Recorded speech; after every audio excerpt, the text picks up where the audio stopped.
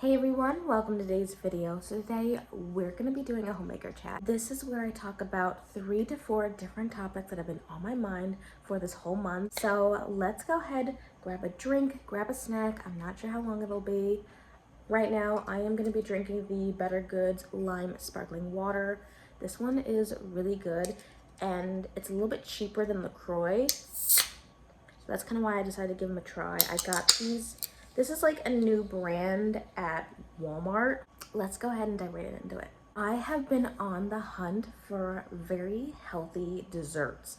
So I'm talking like desserts with fruits and veggies in it, sweet potato brownies, pumpkin cookies, something that is not as like garbage filled, really sugary and sweet, but it's still a sweet treat for my daughter. Think of like those applesauce cookies or cookies that I made a while ago where I used peanut butter, a mashed banana. I do have a little YouTube short on it, but I want to make something like that. But I have applesauce I'm going to put in it that have different fruits and veggies in it. And then I also have jars of baby food I plan on using. That way I can get a nice blend. One thing is for sure is I don't want to have to be blending up my own stuff. My daughter does not like the blender. It freaks her out. So any way I can cut corners, I will. But also, I have like those DIY squeezy pack kits. So that way, if she doesn't eat it or I don't use all of it, I can always mix it up in a little thing, fill the container, and she can have her own little squeezy packet. Another thing I want to start doing is doing hidden veggie pastas. Getting my daughter to eat veggies of any sort is like, I don't know. She used to eat just about everything, and now like getting her to eat anything is very hard. If it's not a French fry, a chicken nugget, a peanut butter sandwich, and some sort of pasta dish, she probably won't eat it. Or besides grilled cheese and like bread and like cheese, she won't eat it. And I'm struggling so hard to feed this child. My issue is that she just won't try it. If she tried it, chewed it a little bit, and decided she didn't like it, I'd be very happy about that. But I can't even get her to try it. That is the hardest part. Just getting really difficult to feed her, so that's why I'm gonna be trying to do some hidden veggie pasta sauces, because getting her to eat pasta is very easy. It's a no-brainer. I don't even have to think about it. She will definitely chow down on some pasta. She is definitely a carb girl. Bread she really likes. I don't know what it is, but if it is a snack of any sort, but she knows it's like snack food, she will absolutely eat it and she wouldn't even think twice. Thing is that when I was talking to my mom, she said that me and my siblings had no issues eating food. We all ate whatever was on our plate. The most common thing she always brings up is like, you guys had to have your lima beans, and that me and my sister would argue about who would get the last few lima beans. And she always thought that was funny that her children are having arguments over who gets the lima beans. So we weren't really picky eaters. My husband, on the other hand, was a picky eater. I don't know, it could be something about textures, I don't know, but we're trying to figure that out. But if not, I will have to get a pediatrician involved because I am concerned about the things that she's eating and not getting all the food groups. So, and I also feel better if it's something that I make and bake myself. Like they have these banana cookies for toddlers to eat, and I kind of want to do my own spin-off but using different fruits and veggies. So that's kind of been like what I've been thinking about, what I've been planning. One of the things that has been on my mind is when you're a stay-at-home mom or you're a mom in general and you don't make a lot of money for yourself, or it's going towards the kids or groceries, you have to find ways to treat yourself. It could be something, a skill that you learn how to do yourself and treat yourself that way. For me, I don't get my hair done. I might be going to do a hair gloss. I'm not sure, I haven't really decided. I was gonna do like a demi-permanent, add like some golden tones to my hair. But I haven't really decided whether I wanted to do that or not because, oops, most of this is natural. This part underneath here is not, but everything here on top is my natural hair color. So it's technically not virgin, but you know what I mean. You gotta find ways to treat yourself That's one thing. Like, I've been doing hair masks whenever I can. Your hair done. It doesn't even have to be like getting your hair dyed, because I'm gonna be doing it myself if I do wind up doing it. It would be more so of getting your hair washed and styled if that's in your budget, or learn how to do it yourself. Like, those types of things just make you feel good, especially when you're in the thick of being with a toddler. Like, these little things, I think, can make a world of a difference, and it makes you feel good as well, because you know that you're giving your all to your child, and you should be able to do some things for yourself. I'm not saying go like ham and do everything for yourself, or and forget your child. I'm not saying that. I'm saying you should be able to treat yourself in little areas of your life. Face mask, like, you can get some really good face masks at Dollar Tree. I do have a few that I've done. One of the things that I am definitely really into is nails.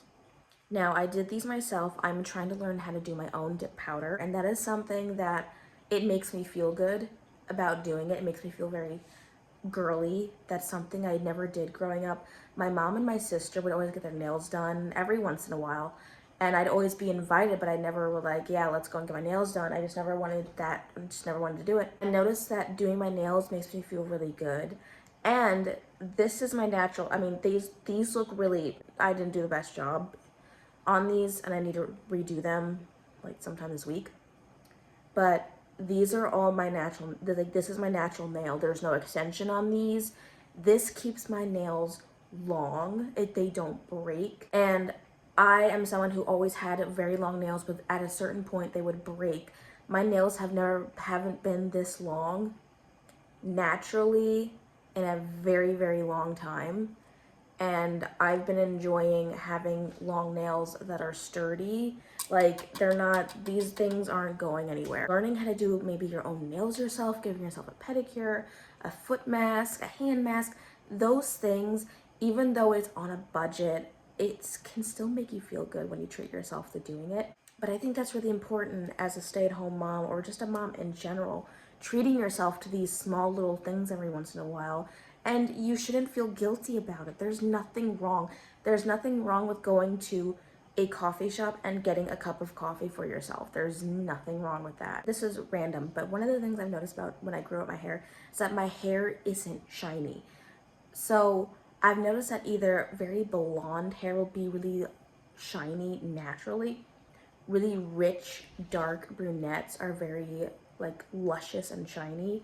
And then I noticed that anyone who has jet black hair is usually very rich and shiny and all of that.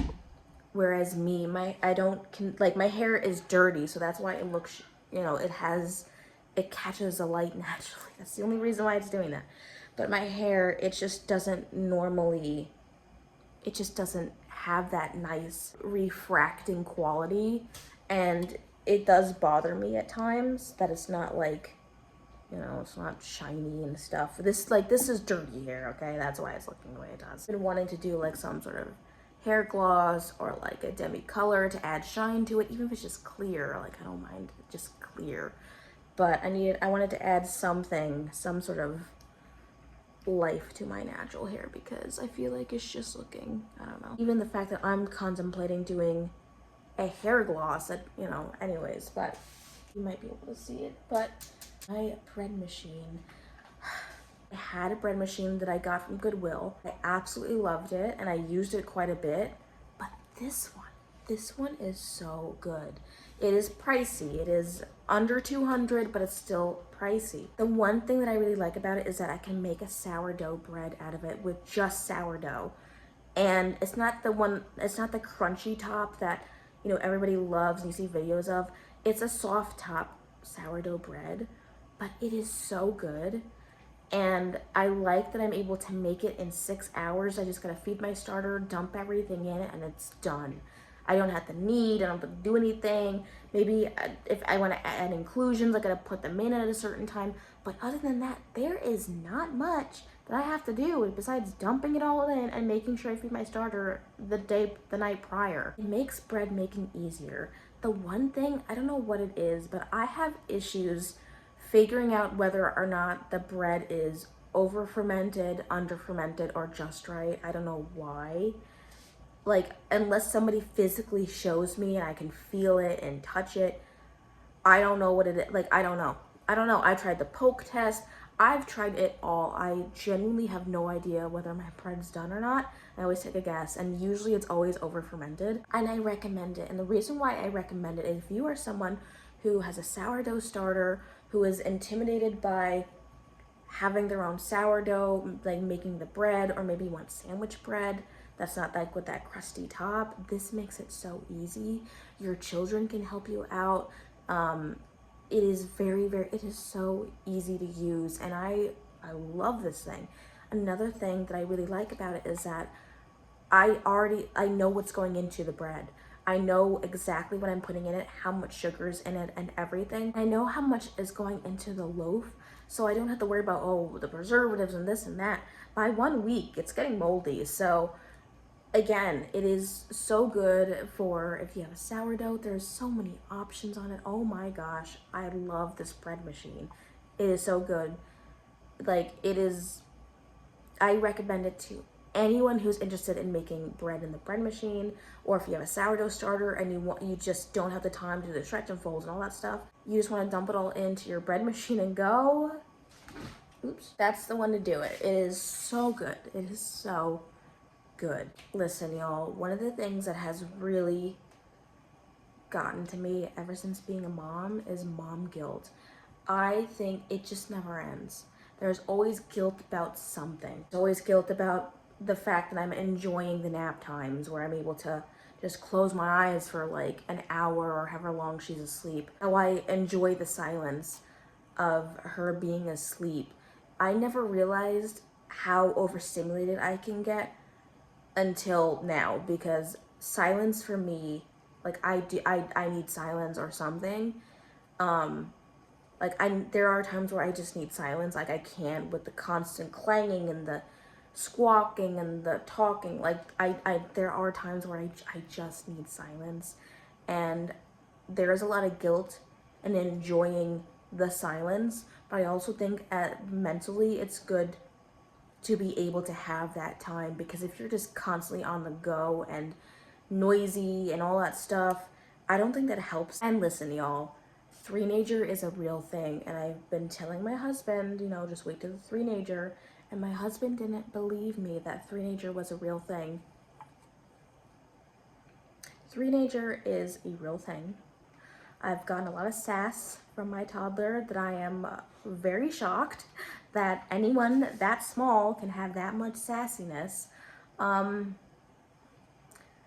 It's kind of crazy, but the thing is that it can be mentally draining. The meltdowns and the tantrums, it can be a lot, which is why I feel so guilty of enjoying the silence and enjoying the times by myself. I'm definitely someone who I think thrives on quietness and thrives on like stillness, because when it's really like going and busy and stuff, I can't think straight. One of the things I also realize is that the mom guilt will always be there. It never goes away. I could do everything to a T, and there's always going to be something in the back of my mind making me feel guilty, at least something. It's something I just have to come to terms with, because it's not easy. There's a lot of mom guilt online. There's a lot of mom shame online. That's just what I've noticed. And the mom community can be a very good and healthy way to connect with other moms, but it can also be very toxic. Now, on to the tip of the month. When you are making soup or a stew and it is too salty, instead of throwing in some extra water, go ahead and throw in a potato, because potatoes take a lot of salt to even make them taste remotely decent. Just cut it in half and toss it into the stew and let the potato absorb all the salt. And then when you're done, just take the potato out and it will not be as salty. So I hope you enjoyed this video. I hope you subscribe and hit that bell notification button, and I will see you in my next video. Bye.